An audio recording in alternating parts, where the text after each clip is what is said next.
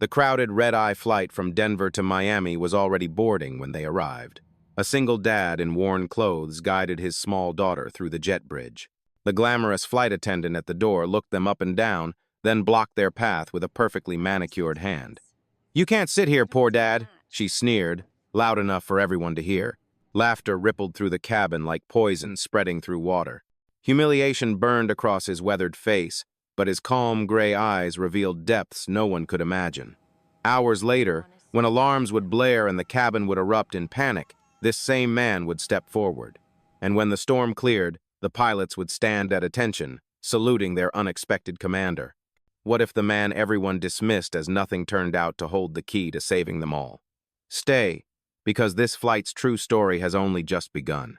The terminal at Denver International Airport hummed with the controlled chaos of late-night travelers, but Ethan Cole moved through it with the measured pace of a man who had learned patience through pain.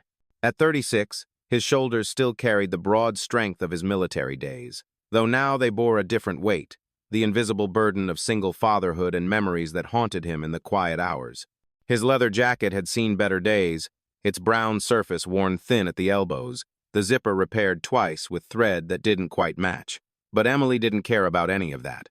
The 6-year-old bounced beside him, her small hand wrapped securely in his calloused one, her excitement radiating like sunshine breaking through storm clouds. "Dad, look at all the planes." Emily pressed her nose against the terminal window, her breath fogging the glass as jets lined up on the tarmac like sleeping giants. Her pink backpack, a thrift store find that Ethan had carefully cleaned and mended, bounced with each enthusiastic hop. Inside were her most precious possessions: a stuffed rabbit named Captain Whiskers, 3 picture books about airplanes, and a photo of her mother in a small silver frame that Ethan didn't know she carried. The contrast between them and the other passengers couldn't have been starker. Business executives in tailored suits scrolled through phones worth more than Ethan's monthly rent.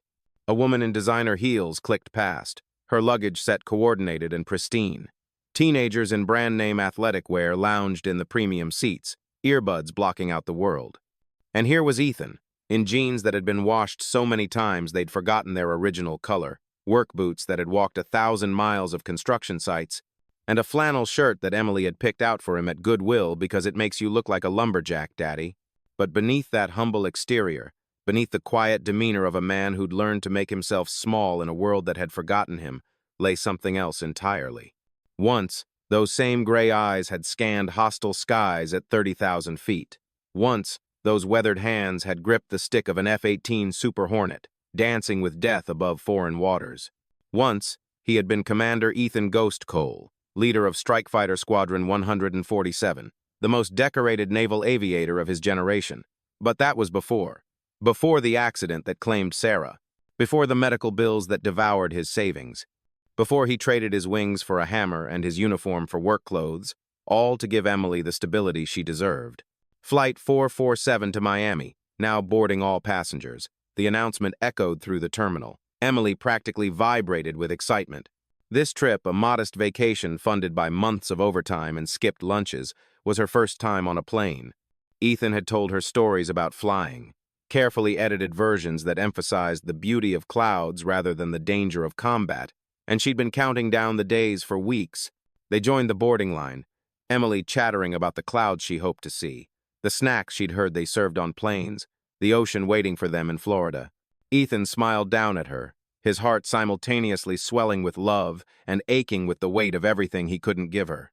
He'd grown used to the looks, the subtle dismissal in people's eyes when they saw his appearance, the assumptions they made about a single father who looked like he'd barely scraped together coach fare. It didn't matter. Emily was worth 1,000 silent judgments. As they approached the plane's entrance, the flow of passengers suddenly stopped. A flight attendant stood at the door, and even from several people back, Ethan could see she commanded attention. Samantha Richardson, though he wouldn't learn her name until later, stood like a gateway guardian in her perfectly pressed Navy uniform, not a single strand of her blonde hair out of place despite the late hour. Her makeup was flawless, her smile practiced and cold, the kind that never reached her eyes. She processed passengers with the efficiency of someone who'd learned to categorize people at a glance. First class, business, economy, worthy of attention, or beneath notice. When Ethan and Emily reached her, that practiced smile faltered. replaced by something uglier. Samantha's eyes traveled from Ethan's worn boots to his faded jacket, lingering on the repair job on Emily's backpack, the slight fray at the hem of the little girl's dress. Her perfectly shaped eyebrows arched in a way that managed to convey both surprise and disgust, as if something unpleasant had wandered into her domain. "Tickets," she said, though the word came out more like an accusation than a request. Ethan handed over their boarding passes, his movement calm and deliberate. He'd faced down surface to air missiles with less tension than this moment, but for Emily's sake, he kept his expression neutral. Samantha examined the tickets with theatrical scrutiny, holding them up to the light as if checking for forgery. Other passengers began to pile up behind them, murmuring with impatience. A businessman in a $2,000 suit checked his Rolex pointedly. A woman with a Louis Vuitton carry-on sighed dramatically. The atmosphere shifted, the way it does when a crowd sensed drama about to unfold. "These are your seats?" Samantha's voice carried perfectly in the confined space, pitched just right to ensure everyone heard. "Row 12, seats A and B?" She pronounced it as if the very numbers offended her sensibilities. "Yes," Ethan replied quietly. His voice carried a note of authority that should have warned her, but Samantha was too caught up in her performance to notice. She looked him up and down again, more slowly this time, making sure everyone saw her assessment. Then she looked at Emily, and her lips curved into what might charitably be called a smile but was closer to a sneer. "You can't sit here, poor dad," she announced, her voice dripping with false concern. "These must be some mistake. This section is for passengers who can afford full fare. Perhaps you meant to book economy basic? Those seats are much farther back." The words landed like a slap. Several passengers gasped. Others, to Ethan's deep disappointment in humanity, actually laughed. Someone behind them raised a phone, the universal gesture of the modern age, recording someone else's humiliation for later entertainment.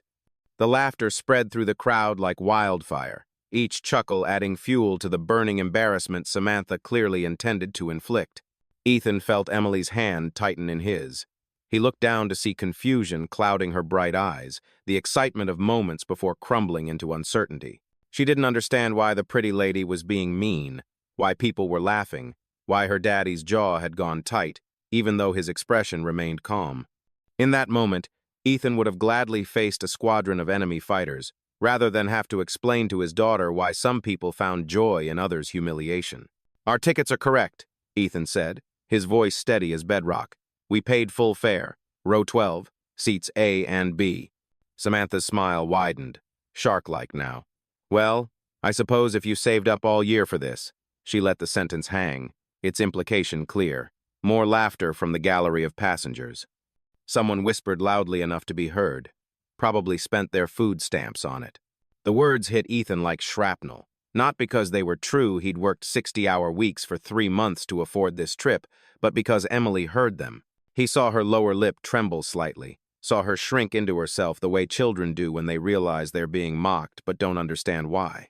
"Please," Ethan said, and the word cost him more than anyone watching could know. "We'd just like to take our seats." Samantha stepped aside with exaggerated reluctance, waving them through as if doing them an enormous favor. "By all means," she said loudly. "Enjoy your experience. Though you might find the complimentary beverages are a bit beyond your usual budget." The cruel joke landed perfectly with her audience. More laughter followed them down the aisle. As they moved through first class toward their seats in economy, Ethan heard the whispers trailing behind them like smoke. "Did you see those clothes? That poor little girl? Some people really shouldn't travel if they can't afford it properly." Each comment was a small cut, and though Ethan had endured far worse, had been shot at, nearly drowned, survived a crash landing in hostile territory, this particular cruelty stung because Emily was experiencing it too. They found their seats, and Ethan helped Emily store her backpack in the overhead compartment. As she settled into her window seat, she asked the question he'd been dreading. "Dad, why was that lady mean to us? Did we do something wrong?" Ethan knelt in the aisle, bringing himself to her eye level. His hands, which had once steadied a fighter jet through hurricane-force winds, now gently held his daughter's small ones. "No, sweetheart, we didn't do anything wrong. Sometimes people forget to be kind. But you know what? That's their problem, not ours. We're going to have an amazing adventure, just you and me." Emily nodded, but he could see the shadow of doubt in her eyes. The joy of her first flight had been tainted before they'd even left the ground. Ethan settled into his seat beside her, his mind already compartmentalizing the humiliation, filing it away with all the other wounds he'd learned to carry. He'd been called Ghost in the Navy not just for his ability to appear and disappear in combat, but for his supernatural calm under pressure. That calm served him now, even as anger simmered beneath the surface like magma beneath stone. The plane filled around them. Samantha made several more passes through economy, each time finding a reason to pause near their row, her presence a reminder of the scene she'd orchestrated. Once, she accidentally bumped Ethan's elbow hard enough to hurt, then offered a saccharine apology that fooled no one. Another time, she loudly asked the passengers behind them if they needed anything, since some rows seemed to require special attention. The couple behind them, hedge fund types, by the sound of their conversation, snickered appreciatively. But Ethan noticed other things too. An elderly woman across the aisle caught his eye and shook her head sympathetically. A young mother traveling alone with twin toddlers gave him a small, understanding smile. Not everyone in the world had forgotten kindness, even if it felt that way in this aluminum tube of judgment. As the plane pushed back from the gate and began its taxi to the runway, Emily pressed her face to the window, her natural enthusiasm slowly returning as she watched the ground crews and other planes. "Look, Dad. That one's huge." She pointed to a 747 lumbering past. Despite everything, Ethan found himself smiling. Sarah would have loved seeing Emily's excitement. His wife had been a pediatric nurse, drawn to children's natural resilience, their ability to find wonder even in difficult moments. Emily had inherited that gift. The takeoff roll began, and Ethan felt the familiar surge of acceleration, the subtle shift in the plane's attitude as the nose wheel lifted, then the main gear leaving the ground. How many times had he experienced this sensation from the pilot's seat? Too many to count. But this was different, being a passenger, powerless, at the mercy of others' skill. He found himself unconsciously analyzing the takeoff. Rotation speed seemed good, climb rate optimal, no unusual vibrations or sounds. Old habits died hard. "We're flying, Daddy," Emily squealed with delight as the lights of Denver fell away beneath them. For a moment, her joy washed away the ugliness of their boarding. This was why he'd saved every penny, worked every extra shift for this moment of pure wonder on his daughter's face. The plane climbed through 15,000 feet, 25. The flight path would take them over the Rockies, then across the Great Plains over the Gulf of Mexico to Miami. 4 hours and 20 minutes of flight time, according to the captain's announcement. 4 hours that would change everything, though no one knew it yet. Samantha's voice came over the intercom, syrupy sweet as she went through the service announcements. "Ladies and gentlemen, we'll be beginning our beverage service shortly. For those of you in economy, we have a selection of complimentary soft drinks and juices. Alcoholic beverages are available for purchase here," she paused, and Ethan could have sworn she was looking directly at him, for those who can afford them. A businessman in the row ahead turned around, smirking. "Hey, buddy," he said to Ethan loudly enough for others to hear. "If you need a couple bucks for a beer, I might be able to help out. Hate to see a man go thirsty just because times are tough." "I'm good, thanks," Ethan replied evenly, though his hands tightened slightly on the armrests. The businessman shrugged and turned back around, muttering something to his seatmate that included the words pride and welfare. Emily had her face pressed to the window, watching clouds drift past in the moonlight, oblivious to the exchange. Ethan was grateful for that small mercy. He pulled out one of her picture books, Amy's Amazing Airplane Adventure, and began reading to her quietly, his voice steady and warm, creating a bubble of safety in a cabin that felt increasingly hostile. An hour into the flight, things were calm. The initial turbulence over the mountains had smoothed out, and they were cruising at 37,000 feet over Kansas. Emily had dozed off, her head against Ethan's shoulder, Captain Whiskers clutched in her arms. The cabin lights were dimmed, and many passengers were settling in for sleep on this red-eye flight. That's when Ethan noticed a subtle change in the engine note, barely perceptible to most but clear as a bell to someone who'd spent thousands of hours listening to aircraft systems. The port engine had developed an almost imperceptible irregularity in its rhythm. He tilted his head slightly, focusing. There it was again, a minor fluctuation that shouldn't be there. He gently shifted Emily to a more comfortable position and stood, planning to walk to the galley. Maybe mention it to the flight crew, though he doubted they'd take him seriously given Samantha's earlier performance. But as he stood, The aircraft hit unexpected turbulence, not the gentle bumps they'd experienced earlier, but a sudden, violent drop that sent unsecured items flying. Screams erupted through the cabin. The fastened seatbelt sign illuminated with a sharp ding. Ethan immediately sat back down, securing Emily, who had woken with a start. "It's okay, sweetheart," he said calmly, even as his trained eye caught the subtle but concerning signs. The pilots were adjusting power settings repeatedly, and the aircraft's nose attitude was fluctuating more than it should. Samantha's voice came over the intercom, trying for calm but betraying an edge of panic. "Ladies and gentlemen, the captain has turned on the fasten seatbelt sign. Please return to your seats immediately." But the turbulence worsened. The plane bucked like an angry bull, throwing passengers against their restraints. Someone's laptop flew past and shattered against the bulkhead. A woman screamed. A baby began crying. And then the lights flickered and went out, replaced by the eerie glow of emergency lighting. Ethan knew that sequence. He'd trained for it, drilled it hundreds of times. Primary electrical bus failure. The backup systems would kick in, but the fact that it had happened at all meant something was seriously wrong. He held Emily tighter, his mind already running through possibilities. Bird strike, system malfunction, cascading electrical failure. None of the options were good. Samantha came stumbling down the aisle, her perfect composure finally cracked.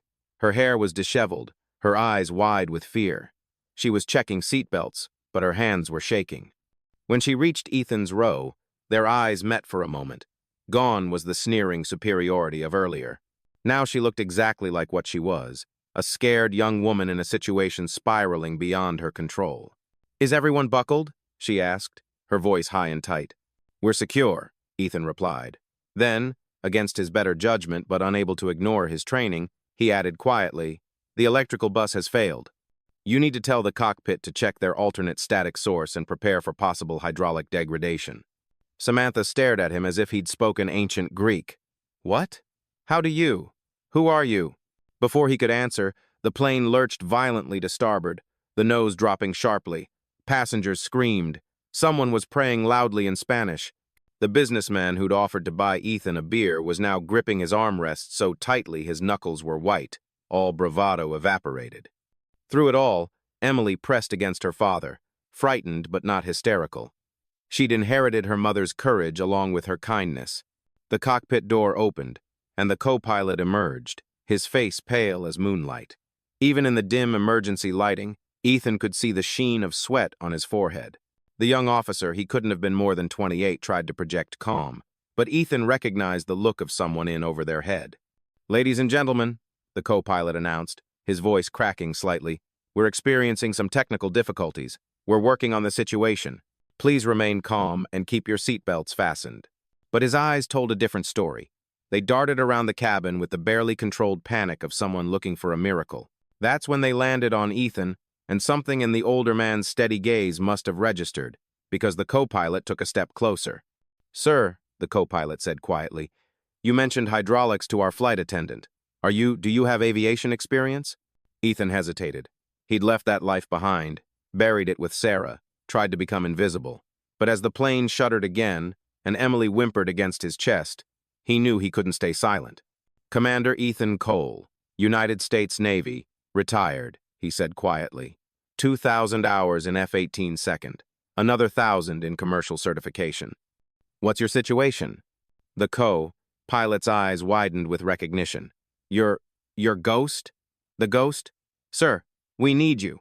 Primary hydraulics are failing. We've lost half our electrical, and we're flying through a storm system that came out of nowhere. Captain Morrison is doing everything he can, but..." He didn't need to finish. Ethan could feel it in the aircraft's behavior. They were losing control incrementally, each system failure cascading into the next.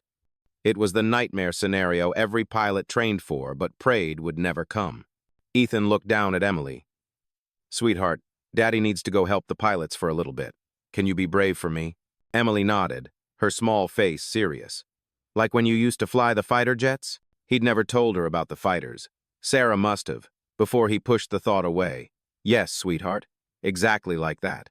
The elderly woman across the aisle reached over. "I'll watch her," she said firmly. "Go."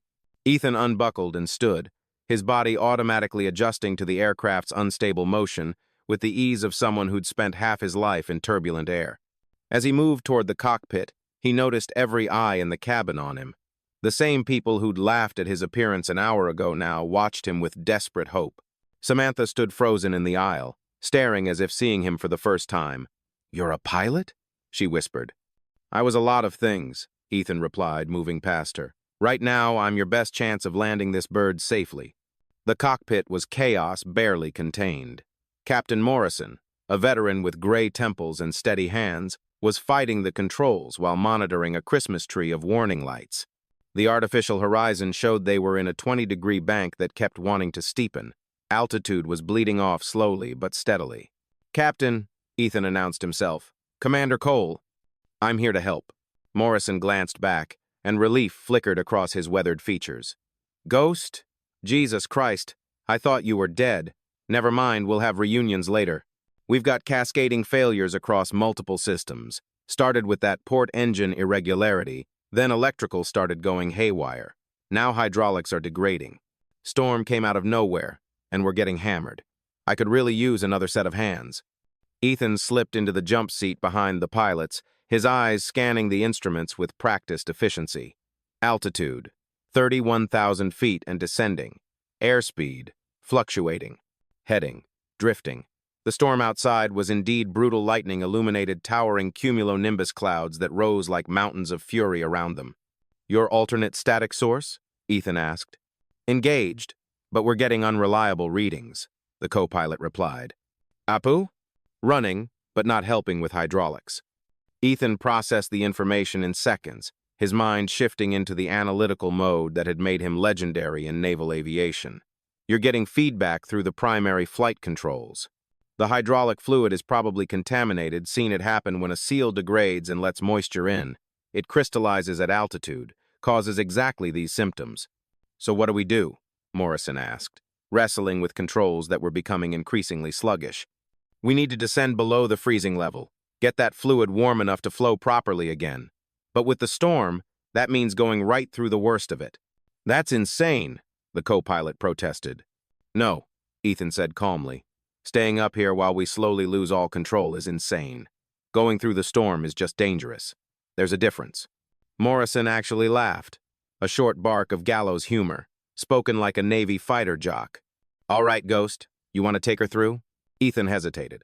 It had been 3 years since he'd flown anything more complex than a paper airplane with Emily. 3 years of construction work and single fatherhood, of trying to forget the sky that had once been his domain. But muscle memory ran deeper than conscious thought, and as his hands settled onto the backup control yoke, it felt like coming home. "I have the aircraft," he announced, the formal transfer of control. "You have the aircraft," Morrison confirmed. The next 20 minutes would be the longest of everyone's life aboard Flight 447. Ethan guided the wounded airliner down through the storm, fighting not just turbulence but increasingly degraded control surfaces. The aircraft bucked and rolled. Lightning split the darkness outside like God's own strobe light. And through it all, Ethan's hands remained steady, making constant micro-adjustments that kept them from sliding into an unrecoverable attitude. In the cabin, pandemonium reigned. The violent turbulence had people crying, praying, some being sick. The businessman who'd mocked Ethan was openly weeping. But Samantha, to her credit, was moving through the cabin, trying to calm passengers even though she herself was terrified. And Emily, brave little Emily, was holding the elderly woman's hand, telling her about how her daddy was the best pilot in the whole world. At 18,000 feet, Ethan felt the controls begin to respond more normally. The hydraulic fluid was warming, becoming less viscous, but they weren't out of danger yet. The storm was still raging, and they'd been blown significantly off course. Worse, the electrical problems meant several key navigation systems were offline. "Where's the nearest suitable airport?" Ethan asked, his voice calm as if discussing dinner plans rather than an emergency landing. Morrison was already checking. "Kansas City is closest, but this storm system is right over it. Wichita is clear, but that's another 100 miles south. Fuel? Marginal for Wichita with this headwind." Ethan made the calculation in his head, factoring in their current consumption rate, the degraded systems, the storm's movement pattern. "We can make it, but we'll need to be perfect on our approach. No go-around capability." "That's threading a needle in a hurricane," the co-pilot said. "Then it's a good thing I used to bullseye womp rats in my T-16 back home," Ethan deadpanned. Despite everything, Morrison snorted with laughter. They broke through the bottom of the storm at 12,000 feet, and suddenly the lights of Kansas stretched out below them like a carpet of stars. Ethan had never seen a more beautiful sight. He began configuring for approach, calling out each action so Morrison and the co-pilot could monitor. "Gear down, 3 green," Ethan announced. The landing gear locked into place successfully, one system that hadn't failed. "Flaps to 10. The flaps extended partially, then stopped. Another system compromised. "We'll be coming in hot," Ethan noted calmly. "Going to need most of the runway." Wichita Approach Control was already clearing traffic, giving them priority straight in. Emergency vehicles were positioning along the runway. In the cabin, Samantha was preparing passengers for possible evacuation, though her voice over the intercom was steadier now, as if Ethan's calm was contagious. 5 miles out, lined up with runway 19R, Ethan felt the familiar sensation of bringing a wounded bird home. How many times had he done this in combat? Nursing a damaged fighter back to the carrier, sometimes on one engine, sometimes with half his control surfaces shot away? But this was different. This wasn't just his life on the line, it was Emily's, and 180 other souls who'd boarded expecting nothing more dangerous than bad coffee and a boring flight. 3 miles on glide slope, Morrison called out, monitoring their approach. "Speed's high," the co-pilot warned. "I know," Ethan replied, making subtle adjustments. "We need it with these partial flaps. We'll burn it off in ground effect." 2 miles. 1 mile. The runway lights rushed up to meet them. In the cabin, Emily pressed her face to the window, watching the ground approach, somehow knowing her father was the reason they were going to be okay. The main gear kissed the runway with barely a bump, but at their speed, they were eating up concrete fast. Ethan deployed the thrust reversers, applied maximum braking. The aircraft shuddered and groaned, but it slowed. Slower, slower still. They came to a stop with less than 500 feet of runway remaining. For a moment, there was absolute silence. Then the cabin erupted in cheers, applause, and sobs of relief. But in the cockpit, something else was happening.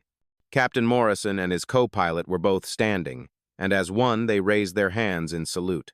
"Commander Cole," Morrison said formally, "it's an honor to have flown with you, sir." Ethan returned the salute, his throat suddenly tight. "The honor was mine, Captain." As they taxied to the gate surrounded by emergency vehicles, the co-pilot couldn't contain his curiosity any longer. "Sir, if you don't mind me asking, your ghost. You flew with the Blue Angels, led missions over Syria, have more confirmed aerial victories than any pilot since Vietnam. What are you doing in economy class dressed like he caught himself?" "Dressed like a poor dad?" Ethan finished with a slight smile. "I'm being exactly that. A dad. The only title that matters to me anymore." When the aircraft doors opened and passengers began deplaning, Ethan tried to slip out quietly, but word had already spread through the cabin. The elderly woman who'd watched Emily was telling everyone who'd listen. The businessman who'd mocked him earlier approached, shamefaced, and silently extended his hand. Ethan shook it without comment. But it was Samantha who surprised him most. She stood by the exit door, tears streaming down her face, her perfect makeup destroyed. As Ethan approached with Emily's hand in his, she stepped forward. "I am so sorry," she whispered, her voice breaking. "I'm so sorry. I judged you. I humiliated you. She couldn't continue, overcome with shame. Ethan looked at her for a long moment, then said quietly, "We all have bad days. What matters is what we learn from them." "Dad," Emily piped up, "is she going to be okay?" "She will be," Ethan assured his daughter. Then to Samantha, "You kept those passengers as calm as you could during the worst of it. That took courage." As they walked through the terminal, Emily chattering excitedly about their adventure, local news crews were already gathering. Someone had filmed Ethan heading to the cockpit, had caught the pilot saluting him afterward. By morning, the story would be everywhere. Single dad saves plane, from economy to hero, the ghost flies again. But Ethan avoided them all, finding a quiet corner of the terminal where he and Emily could wait for the replacement flight to Miami. She curled up against him, Captain Whiskers in her arms, already half asleep despite the excitement. "Dad," she said drowsily. "Yes, sweetheart. That lady was wrong, wasn't she? About you being just a poor dad?" Ethan kissed the top of her head, breathing in the scent of her strawberry shampoo, thinking of Sarah and how proud she would have been of their brave little girl. "No, baby," he said softly. She was right about one thing. I am a dad, and that's worth more than all the medals and wings in the world. 3 days later, they were on the beach in Miami, building sandcastles and hunting for seashells. The story had indeed gone viral. Ethan's phone had so many messages he'd simply turned it off. Job offers from airlines, interview requests from national news, even a call from his old squadron. He ignored them all. Emily ran ahead. Her laughter carried on the salt breeze, chasing seagulls with the pure joy only children possess. She'd already forgotten about the scary flight, the mean flight attendant, the emergency landing. For her, it was just another adventure with Dad, another story for her collection. That evening, in their modest motel room, Emily worked on something at the little desk while Ethan dozed in the chair, exhausted from a day of sun and sand. When he woke, she presented him with a piece of paper covered in her careful 6-year-old handwriting, decorated with crayon airplanes around the borders. "It's for school," she explained. "Mrs. Henderson said we have to write about our heroes when we get back." Ethan read the paper, his vision blurring slightly. My Hero by Emily Cole. My hero is my dad. He doesn't wear a cape or have superpowers, but he can fly airplanes. People sometimes say mean things because we don't have fancy clothes, but my dad says being kind is better than being rich. When our plane got scared in the storm, my dad made it brave again. He reads me stories and makes pancakes on Saturdays and never forgets to say I love you. The pilot stood up and saluted him, but he said being my dad is better than being a pilot. My mom is in heaven, but she picked the best dad for me. Heroes don't need uniforms. Sometimes they just need love. Ethan carefully folded the paper, placing it in his wallet where Sarah's picture resided 2 pieces of his heart, kept close. Later that night, after Emily had fallen asleep, Ethan stood on the motel balcony, watching planes trace paths across the star-filled sky. Each one carried its own cargo of stories, dreams, fears, and hopes. He thought about Samantha, hoping she'd learn to see past appearances.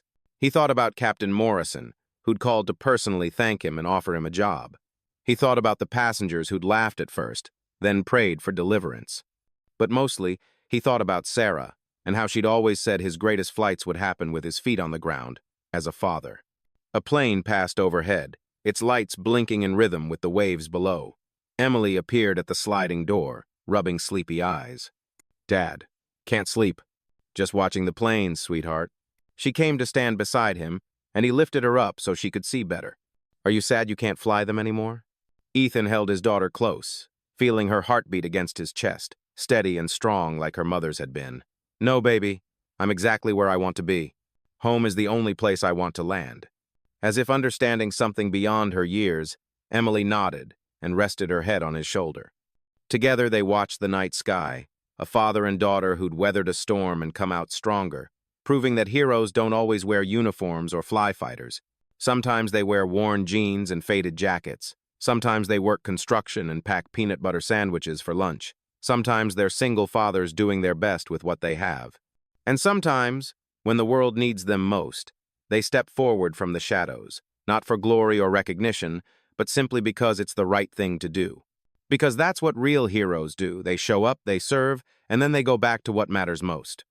For Ethan Cole, what mattered most was sleeping peacefully in his arms, dreaming of sandcastles and seashells, secure in the knowledge that her dad would always be there to catch her when she fell, to guide her through any storm, to love her with the fierce devotion that makes ordinary people do extraordinary things.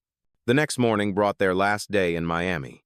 They spent it simply a picnic in a park, feeding ducks, watching street performers. No one recognized them as the pilot and daughter from the news. They were just another family enjoying the sunshine. On the flight home, a different airline, though word had somehow spread and they were quietly upgraded to first class, Emily pulled out her crayons and paper again. "What are you drawing?" Ethan asked. "Our adventure," she said, showing him a picture of a plane with a big smile flying through clouds. Stick figures inside were all holding hands. At the bottom she'd written, "Everyone was scared, but then they were friends." The flight attendant, an older woman with kind eyes, paused by their seats.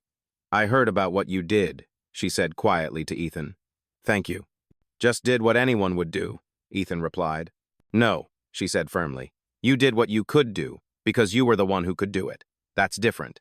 As she walked away, Emily looked up at her father. "Dad, why do you always say anyone could have done it?" Ethan thought for a moment. Because, sweetheart, I want you to grow up believing that helping others is normal, not special. That using whatever gifts you have to make things better is just what people do. Is that what Mom would say? That's exactly what Mom would say. They landed in Denver as the sun was setting, painting the mountains in shades of gold and purple. Their old pickup truck was waiting in long-term parking, accumulating a parking fee that would eat into Ethan's carefully hoarded savings. But he didn't care. They were home.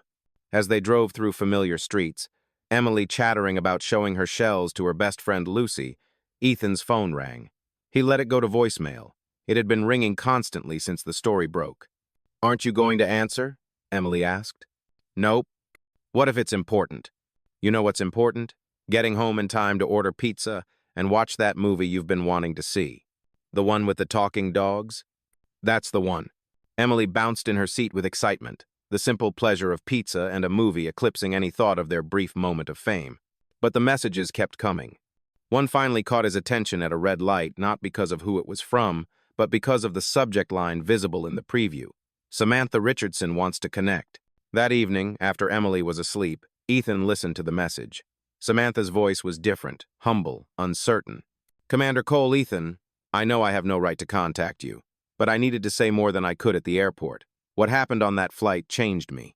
Not just the emergency, though, that was terrifying, but seeing who you really were versus who I assumed you to be. I've been a flight attendant for 5 years, and somewhere along the way I started seeing passengers as types instead of people. Rich ones to impress, poor ones to dismiss. You taught me something that night. You could have let us crash. You had every right to refuse to help after how I treated you. But you didn't hesitate. You saved us all, including me. I've quit flying. Not because I'm scared, but because I need to figure out who I want to be. I'm starting nursing school in the fall, pediatric nursing, actually. I keep thinking about your daughter, how brave she was, how you'd raised her to be kind even when the world wasn't kind to you. I want to help raise kids like that, help families like yours. I don't expect a response.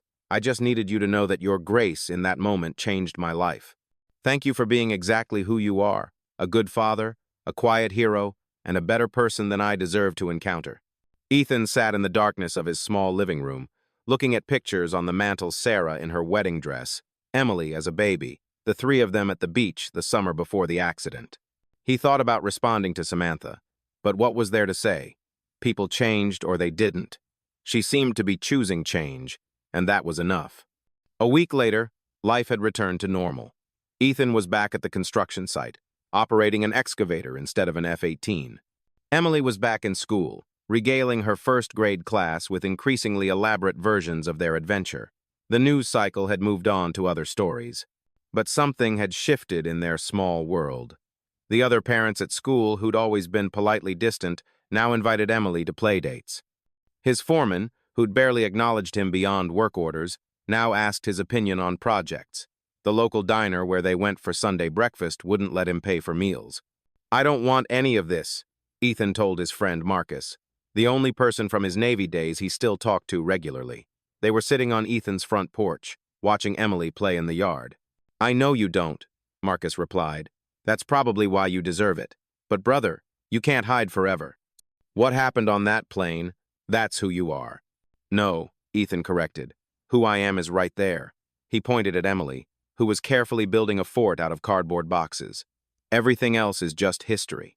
"Sarah would be proud," Marcus said quietly. "Sarah would have prevented the whole thing with one of her looks." Ethan smiled. "You know how she was, she could shame someone into better behavior with a raised eyebrow." They sat in comfortable silence, watching Emily command her imaginary troops in the cardboard fort, issuing orders with the same calm authority she'd witnessed in her father. That night, Ethan found Emily in her room, not in bed but sitting at her window, looking at the stars. "Can't sleep, kiddo?" "Just thinking." "About what?" "About how everyone has secrets, like you being a pilot. What if everyone has something special inside, but they hide it?" Ethan sat beside her, pulling her onto his lap. "That's a pretty smart observation for a 6-year-old. "I'm almost 7, she reminded him. "My mistake. Almost 7. "Do you miss it? Flying?" Ethan considered lying, giving her the simple answer. But Emily deserved truth, even complicated truth. "Sometimes," he admitted, "flying was like breathing for me. Natural, easy. But you know what?" "What?" Being your dad is better. It's harder, scarier sometimes, but better. Because you love me? Because I love you more than flying, more than anything. Emily snuggled against him, satisfied. I'm glad you were on our plane. Me too, sweetheart. Dad? Yeah. Next vacation, can we just drive? Ethan laughed, the sound filling the small room with warmth. Absolutely. Months passed. The story of Flight 447 became a footnote, brought up occasionally when someone recognized Ethan at the grocery store or school pickup. He politely deflected attention every time, redirecting conversations to weather or local sports or anything else. Emily grew taller, lost a tooth, learned to ride a bike without training wheels. Each milestone Sarah missed was a bittersweet ache, but Emily's joy made the pain bearable. One day, a package arrived with no return address. Inside was a children's book, The Brave Little Girl and Her Hero Dad. The illustration on the cover showed a man in worn clothes standing tall while a plane soared overhead, a little girl holding his hand. The dedication read, "To Emily and Ethan Cole, who taught me that real strength comes in many forms, and to all the parents who fly without wings, carrying their children through every storm. S.R." Emily insisted on reading it every night for a month. A year after the flight, Ethan received a call from Captain Morrison. "There's a ceremony," he said. "The airline wants to honor you. Medal of Valor or something. Big press event." "Not interested," Ethan replied immediately. "I told them you'd say that. But Ethan Ghost, the crew, wants to do something. Just us. No press. Would you consider that?" So on a quiet Tuesday evening, Ethan and Emily met the crew of Flight 447 at a small restaurant near the airport. Morrison was there, the co-pilot, even some of the ground crew who'd helped that night. And Samantha. She looked different hair, pulled back simply, minimal makeup, wearing scrubs from her nursing program.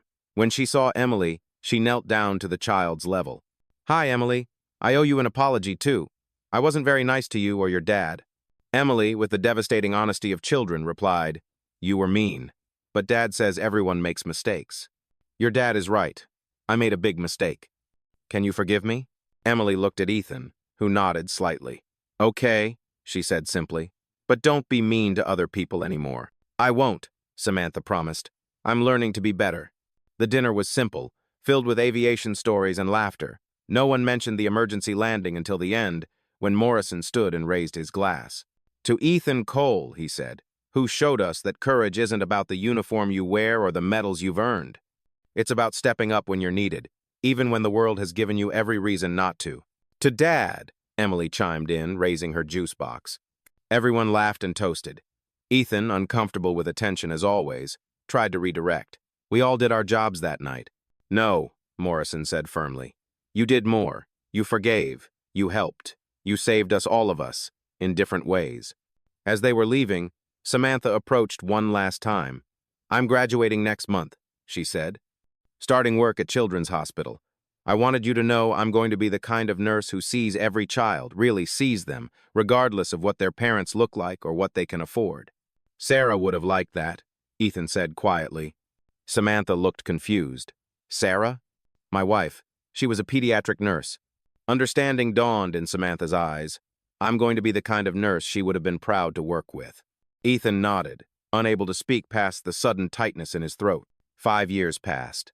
Emily grew into a confident, kind 12-year-old who still believed her father could do anything. Ethan continued his construction work, turning down every aviation job offer that came his way.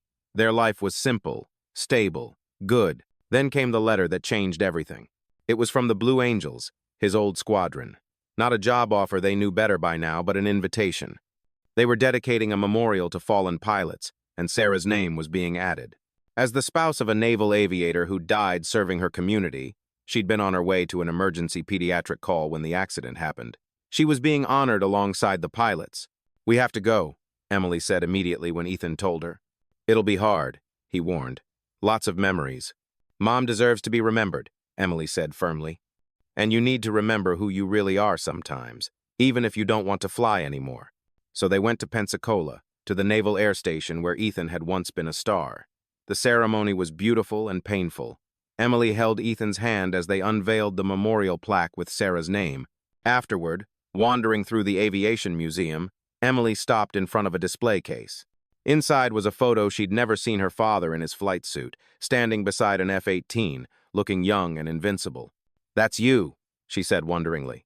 "That was me," he corrected, "a long time ago." An elderly veteran standing nearby overheard. "Ghost? Your ghost?" When Ethan nodded reluctantly, the man's eyes filled with tears. "You saved my son.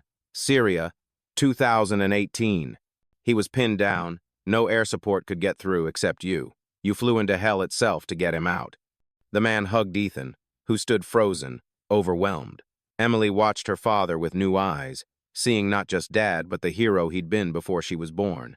That night, in their hotel room, Emily asked, "Do you regret giving it up? Being Ghost?" Ethan pulled her close. "I gave up being Ghost the day you were born. Happiest decision I ever made, because Ghost was just a call sign. But Dad, that's who I really am. I love you, Dad. I love you too, sweetheart. More than all the stars in the sky." That's what Mom used to say. "How do you know that?" Emily pulled out the small, silver-framed photo she always carried. On the back, in Sarah's handwriting, "Love you more than all the stars in the sky." They flew home the next day commercially, peacefully, anonymously. No emergencies, no drama, just a father and daughter returning to their quiet life. The flight attendant was professional and kind to everyone equally. The passengers minded their own business. It was, in all ways, an unremarkable flight, which was exactly how Ethan preferred it. But as they descended into Denver, Emily looked out at the clouds and said something that made Ethan's heart simultaneously break and soar. "Mom would be proud of us, wouldn't she? You for being brave enough to save everyone, and me for being brave enough to believe you could." "She would be incredibly proud," Ethan assured her, "of both of us. I'm going to be a pilot someday, like you, but I'm also going to be a nurse, like Mom. Is that possible?" "Sweetheart, you can be anything you want to be. The sky isn't the limit, it's just the beginning." Emily smiled, satisfied, and went back to watching the world pass below. Ethan watched her, seeing Sarah's determination in her eyes, her own courage in the set of her shoulders, and knew that whatever storms lay ahead, they would weather them together. Because that's what families do. They lift each other up. They carry each other through turbulence. They land safely, together, no matter how rough the flight. And sometimes, on rare occasions, they save a plane full of strangers along the way, not for glory or recognition, but simply because it's the right thing to do. As they gathered their bags and prepared to leave the plane, the pilot's voice came over the intercom with the usual thanks and farewell. But then he added something unusual. "Ladies and gentlemen, I've been flying for 20 years, and I want to share something. Every time we land safely, it's because thousands of people, engineers, mechanics, controllers, and yes, pilots did their jobs right. But it's also because of passengers like you who trust us, who treat each other with respect, who remember that we're all in this together. So thank you for flying with us, and remember, be kind to each other up here and down there. You never know when the person sitting next to you might be the one who saves your life." Emily looked at Ethan with wide eyes. "Do you think he knows?" "No, sweetheart, he's just reminding people of what should be obvious." As they walked through the terminal, Emily slipped her hand into Ethan's, swinging their arms the way she used to when she was little. We make a pretty good team, don't we?" "The best, kiddo. The very best." And they were. A father and daughter who'd learned that heroes don't always wear capes or uniforms. Sometimes they wear worn jeans and carry pink backpacks. Sometimes they build cardboard forts and make pancakes on Saturday mornings. Sometimes they work construction and do homework at kitchen tables. But always, always, they love each other more than all the stars in the sky. If you believe ordinary fathers can rise as heroes when the world least expects it, share this story because courage, dignity, and love belong to us all.